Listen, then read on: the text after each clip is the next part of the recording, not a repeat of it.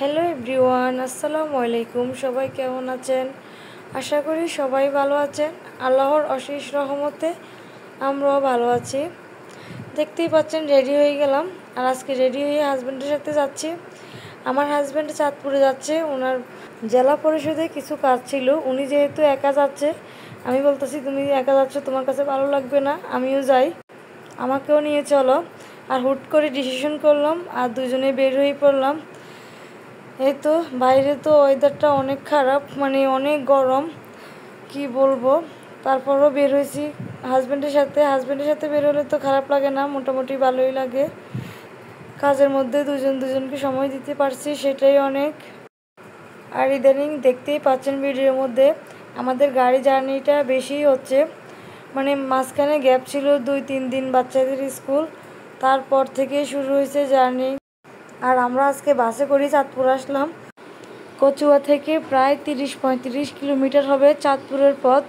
আর পথে তো রাস্তা ছিল অনেক ভাঙাচুরা, শরীরের অবস্থা পুরো খারাপ হয়ে গেছে, এত শরীর ব্যথা করতে আছে। আমার হাজব্যান্ডের কাজ ছিল জেলা পরিষদের এখানে, তাই আমরা জেলা পরিষদে চলে আসলাম সর্বপ্রথম।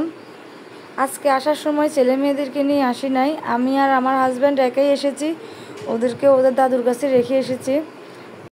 জেলা পরিষদে তো কিছুদিন আগেও আসলাম, ওই দিন কাজটা সারতে পারে নাই, তা আজকে আবার আসতে হলো। এই জায়গাটা কিন্তু অনেক সুন্দর, বিশাল বড় এরিয়া নিয়ে। কিছুদিন আগেও ভিডিওর মধ্যে আপনাদেরকে দেখাচ্ছিলাম, বলছিলাম আমার কাছে বারবারই ভালো লাগে, কারণ একদম নিরিবিলি পরিবেশ, কোনো মানুষ নেই, প্রয়োজন ছাড়া কেউ এখানে আসে না। দেখেন কি সুন্দর নারকেল গাছ, ফুল গাছ, তারপরে সুপারি গাছ। এটার মধ্যে বেশিরভাগ নারকেল গাছ আর সুপারি গাছ, তার জন্যে বেশি সুন্দর লাগে। আর এখানে নারকেল সুপারি পড়ে থাকলেও কেউ নেয় না, এখানে কোনো মানুষ নেই, বাইরের মানুষ নাই। আমি তো দাঁড়িয়ে দাঁড়িয়ে দেখছিলাম অনেকক্ষণ, আমার হাজব্যান্ড তো অন্যদিকে কাজ করছিল, আমি একদিকে বসেছিলাম, তাই আমি দেখছিলাম। মানে ভিতরে অনেক কিছু, আর নেওয়ার মতো কেউ নেই। দেখেন এই গাড়িটা কত পুরাতন গাড়ি, এটা এভাবে পড়ে আছে। এই গাড়িটার দিকে তো দেখে আমি অবাক, কারণ এটা তো সরিয়ে ফেলতে পারে, কেন যে এটা এখানে রেখে দিয়েছে ওরাই ভালো জানে। আর এখানে তো সব কিছুই সরকারি, তাই কারো বলার কিছুই নেই। আর আমি তো আরও বেশি অবাক, দেখেন মানে এটার ভিতরে ড্রেন আছে, আর ড্রেনের ভিতরে দেখেন কি সুন্দর মাছগুলো অনেকক্ষণ ধরে দাঁড়িয়ে দাঁড়িয়ে দেখলাম, কারণ আমার তো কোনো কাজ নাই, কি করব এখানে। আমি অনেকক্ষণ ধরে মাছগুলোকে ভিডিও করলাম আর দাঁড়িয়ে দাঁড়িয়ে দেখলাম। দেখেন মাছগুলা কি সুন্দরে খেলা করতে আছে দল ধরে এসে। আর এটার এই পাশে পুরোটাই ড্রেন, আর কিছুক্ষণ পর পরে এই মাছগুলো এখানে আসে, সারি সারি বেঁধে আসে, ওরা খেলা করে আবার চলে যায়। আর আমার হাজব্যান্ডের কাজ সারতে অনেক সময় লেগেছে, আমি তো এখানে প্রায় 2-3 ঘন্টা বসেছিলাম, কী করবো আর বসে বসে, তাই বসে বসে ভিডিও করতে আসি। আল্লাহ সারাইছে, বাচ্চাদেরকে নিয়ে আসি নাই, ওদেরকে নিয়ে আসলে কিন্তু ওরা অনেক ঝামেলা করতো, কারণ ওরা তো এত কিছু বুঝে না, ওরা এক জায়গায় এত ঘন্টায় ঘন্টা বসে অভ্যস্ত নয়, তাই ওরা অনেক ঝামেলা করতো। এই তো কাজটা সেরে এখন আবার লাঞ্চের টাইম, রেস্টুরেন্ট খুঁজতেছি লাঞ্চ করার জন্য। জেলা পরিষদ থেকে আমরা এখন চাঁদপুর শহরে চলে যাব, রেস্টুরেন্টে গিয়ে লাঞ্চ করব। আর আমার তো এত ক্ষুধা লাগছিল যা বলার বাইরে, অনেক ক্ষুধা। সকালবেলা ওইরকমভাবে নাস্তা করি নাই, বাচ্চাদেরকে নিয়ে স্কুল থেকে এসে দেখি আমার হাজব্যান্ড মানে চাঁদপুর উদ্দেশ্যে রওনা দিতেছে, তাই ওনার সাথে চলে আসলাম। এই তো রেস্টুরেন্টে আসার পরে আমার হাজব্যান্ড খাবারও অর্ডার দিয়ে দিল, ভর্তা, বেগুন ভাজি, বোয়াল মাছ ভুনা। খাবারগুলো মাশাআল্লাহ অনেক মজা ছিল, সাথে ডাল ছিল, ডালটা তো আরও বেশি মজা ছিল। আর বোয়াল মাছটা তো চাঁদপুর নদীর মাছ, তাই অনেক ফ্রেশ মজার। আর চাঁদপুরে এসে যত রেস্টুরেন্টে খাবার খেয়েছি আমার কাছে অনেক ভালো লেগেছে, এখানকার রান্না কিন্তু অনেক মজা। জানি না অন্যান্য রেস্টুরেন্টে কেমন, কিন্তু আমাদের পরিচিত জানাশোনা রেস্টুরেন্টের খাবারগুলো কিন্তু অনেক মজা। আজকে এখানে আমার সবচেয়ে বেশি ভালো লাগছে বেগুন ভুনা, ডাল আর মাছ ভুনাটা অনেক মজা হয়েছে।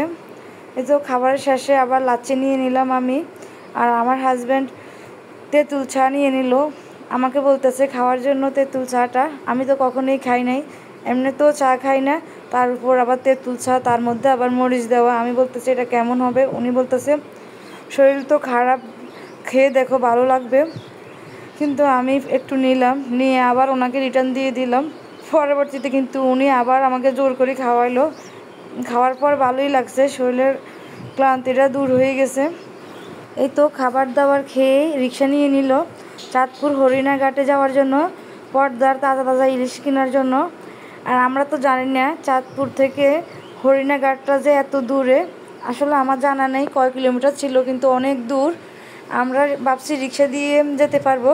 আর আমাদের রিক্সাওয়ালা মামা কিন্তু চিনে না, উনিও না চিনে আমাদেরকে নিয়ে নিয়েছে। এই তো আমরা পুরান বাজার দিয়ে, যে চাঁদপুর পুরান বাজারের যে ডাকাতিয়া নদীটা, এই নদীর উপর দিয়ে যাচ্ছি। রিক্সাতে উঠলাম আনন্দ করে, যেহেতু আমরা দুইজন, ছেলে মেয়ে নাই, ভাবছি জার্নিটাই অনেক এনজয় করে যাব। আর মানে অনেক শখ করে রিক্সা উঠলাম। আর রিক্সা উঠার পর যে এভাবে ড্রস খাবো সেটা আগে ভাবি নাই। এত রোদ ছিল, রোদের জন্য আমি কি ভিডিও করতেছি সেটা নিজেও জানি না, এত রোদ ছিল। দেখতেই পাচ্ছেন চোখে কিছুই দেখতে পারতেছি না, তারপরও আমি ভিডিও করে আপনাদের সাথে একটু শেয়ার করে নিলাম। আর একটু একটু করে আমাদের জার্নিটা অনেক খারাপ হয়ে যাচ্ছে, দেখতেই পাচ্ছেন রাস্তার অবস্থা এত খারাপ। রিক্সাওয়ালা মামা যেহেতু চেনে না, উনি আমাদেরকে ভুল রাস্তা নিয়ে গেছিলো, তাই আমরা অনেক কষ্ট পেয়েছি। রাস্তার অবস্থা অনেক খারাপ ছিল, দেখতেই পাচ্ছেন আমাদের পুরো শরীর ব্যথা হয়ে গেছে। আমার হাজব্যান্ড তো বলতেছে কি আমরা কই যাচ্ছি, এই রাস্তা দিয়েও যাওয়া যায়, তাই উনি সোজাসুজি রাস্তা নিয়ে গেছিলো। কিন্তু আরেকটা রাস্তা ছিল আরও ভালো সলিড, যেহেতু রিক্সাওয়ালা মামা চিনে না, তাই উনি আমাদেরকে এই রাস্তা দিয়ে নিয়ে আসছে। এই তো অনেক কষ্টের পর দিন শেষে আমরা চাঁদপুর হরিণাঘাটে চলে আসলাম। আর এখানে এত কষ্ট করে আসার কারণে হলো এখান থেকে পর্দার তরতাজা ইলিশ মাছ কিনে নিব। আর দেখতেই পাচ্ছেন যে নৌকাগুলা, এগুলা করেই এখানে মাছ নিয়ে আসা হয় নদীর থেকে। নদীর তরতাজা ইলিশ মাছ, বিভিন্ন রকমের নদীর মাছ নিয়ে আসা হয় এখানে। এখানে যদি আরও কিছুক্ষণ থাকতাম তাহলে দেখতে পারতাম জেলেরা কীভাবে মাছগুলো নিয়ে আসে। যেহেতু আমাদের হাতে সময় কম, তাই আর ওইগুলো দেখা হয় নাই। আর আমরা যেদিন গেছিলাম ওই দিন কিন্তু অনেক গরম ছিল, অনেক গরম, তাই ওইরকম কিছুই দেখতে পারি নাই। আর সময় কম ছিল, আমরা দুপুরে লাঞ্চ করে গেছি, কিন্তু আমাদের যেতে যেতে একদম বিকেল হয়ে গেছে। আর এখানে এই যে আমার হাজব্যান্ড মিক্সার যে মাছগুলা ওইগুলো কিনে নিয়েছে, কারণ কিছুদিন আগে তো বড় বড় ইলিশ মাছ কিনছিল চাঁদপুর বড় ঘাট থেকে। আর এই ঘাটে কিন্তু ইলিশ মাছের অনেক দাম, অনেক কি বলবো, মানে জানি না আপনাদের বিশ্বাস হবে কতটা। যেগুলো সবচেয়ে বড় ছিল ওই মাছগুলোই ছিল কেজিতে প্রায় 5,000 টাকা।